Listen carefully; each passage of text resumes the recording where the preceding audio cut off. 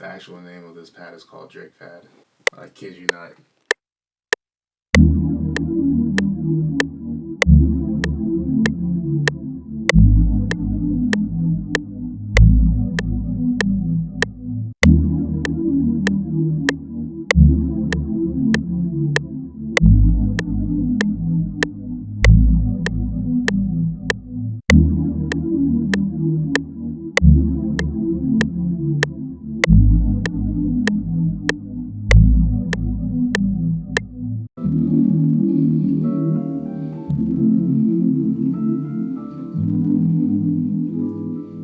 I didn't really have any sort of inspiration when it came to making this. At that time, I was still learning how to play the keys, and I was trying to learn the A minor scale, and I'm just stop it, because it's all white keys, and it's like I can't play in all like that is the hardest.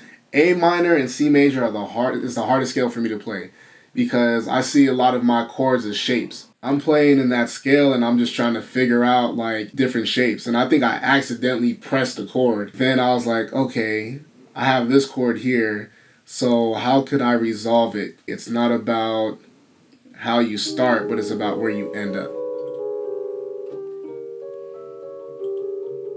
How this idea came to be, Wallace Lane and I, we were in the studio working on stuff for Logic at that time. One of the brothers of Wallace Lane comes in, he's like, oh, we're working on this new kid named Geshi, like we need some ideas for it. And I was like, all right, cool. Went back to the crib, did like 4 ideas, and one of those ideas I did within 10 seconds because it was already a chord progression that I've made with 5, 6, 7 other beats before I even played it again for eighth, ninth, or 10th time, whatever it was. Sent it over to them. They sent me back this beat that sounded like a Walmart version of Hotline Bling, and I was just like, all right, for sure.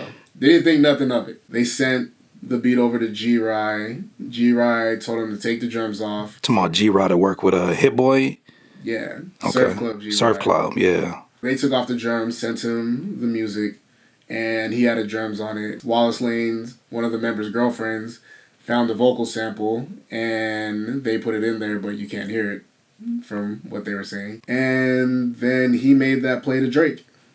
And that was pretty much how that whole thing happened. Start with the phone call.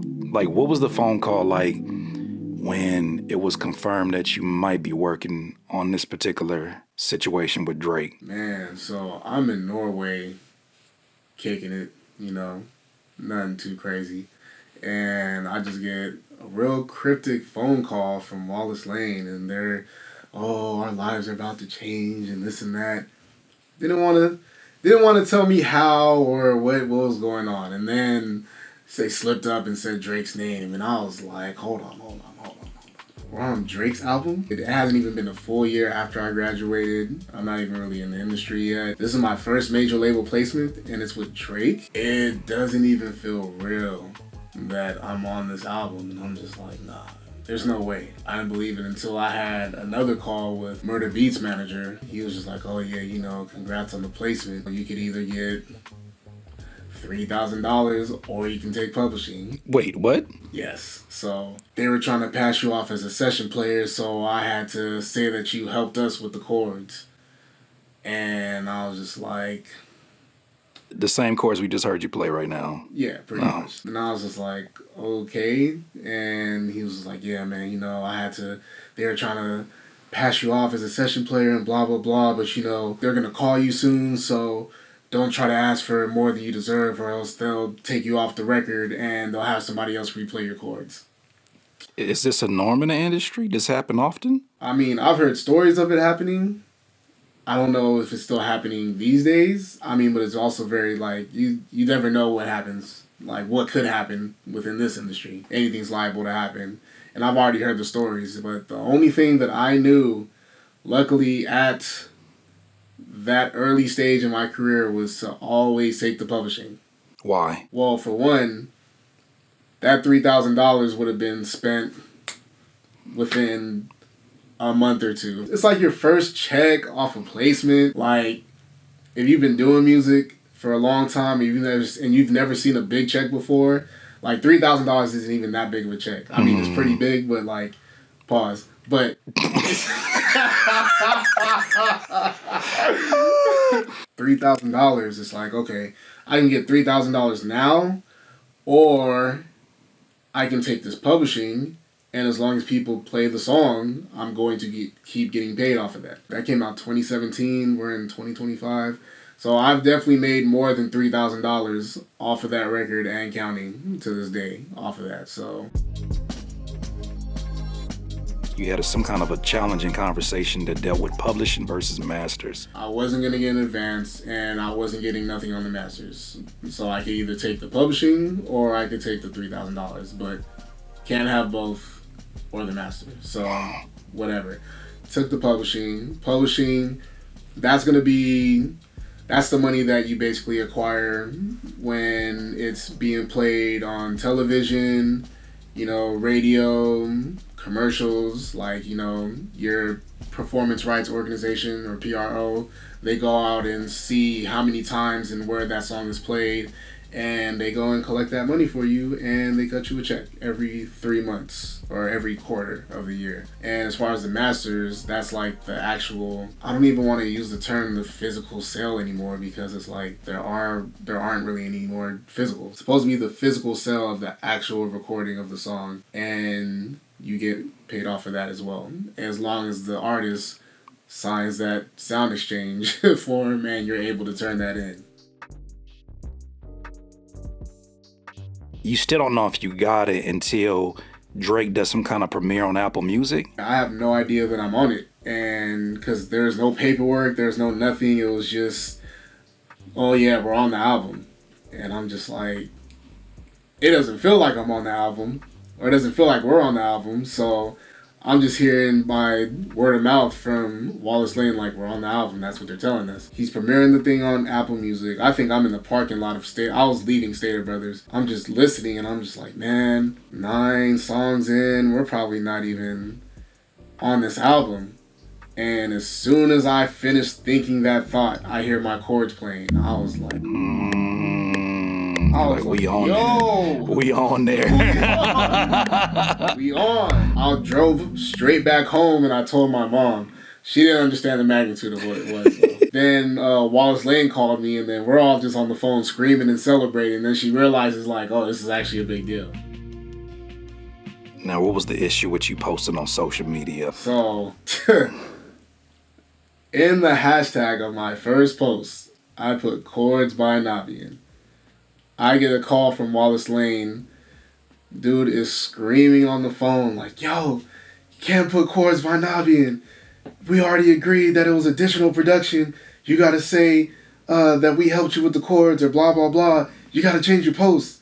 I was like, all right, stop tripping. Like, wait, change the post. Why was that an issue? Apparently, after I changed the post, G-Rye and I started talking a little bit, and he was telling me, can't really speak much of everything about the album because paperwork and stuff wasn't done. And I was like, all right, cool. Like, I just made my little post, but that's about it.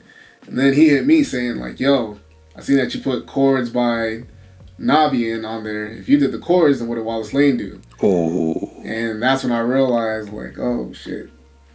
All right, well, then I had to, like, sort of backtrack and just be like, oh, yeah, Wallace Lane flipped my chords on some other shit, like, but I just had the wording wrong, blah, blah, blah, all that good stuff. Welcome to the music industry. Welcome to the music industry.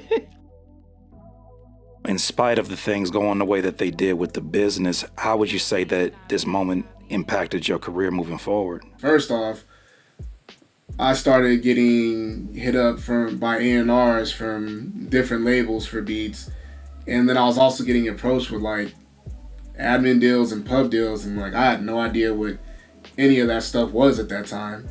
But then, I talked to my manager about it, and he was basically saying, like, you should build up your catalog first, because this is, like, your only record. So if you were to sign the deal, you really wouldn't get much. So I was like, okay, let me go back to the drawing board and just work hard for however long it takes until I get a collection of good records, and then we could, visit the conversation then. But it also put me in a weird space too, because it was like I was leasing beats at that time, and then it's like, damn, I got a Drake placement now.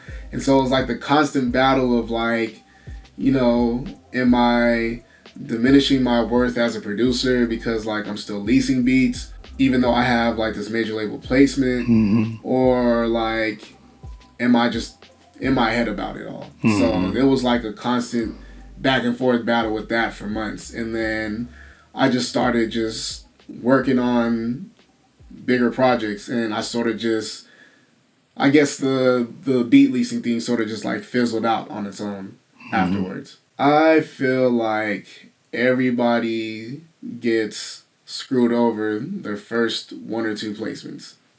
It's almost like your initiation into the industry. If that happens, hopefully it doesn't, but it most likely will, unfortunately. But if it does happen, just take that as a learning lesson and just learn how to move from there. Like, just take the time to learn the business and know about splits. Obviously, you're going to need some sort of representation for when you're signing this paperwork. Don't sign the paperwork on your own just because you see a number and and they giving you a nice shiny check. Like, no. Make sure you get a lawyer, have them read everything, explain in detail your contributions to the record, because your lawyer will fight for you. If I could leave y'all with any last words, if it ain't ratchet, it ain't right.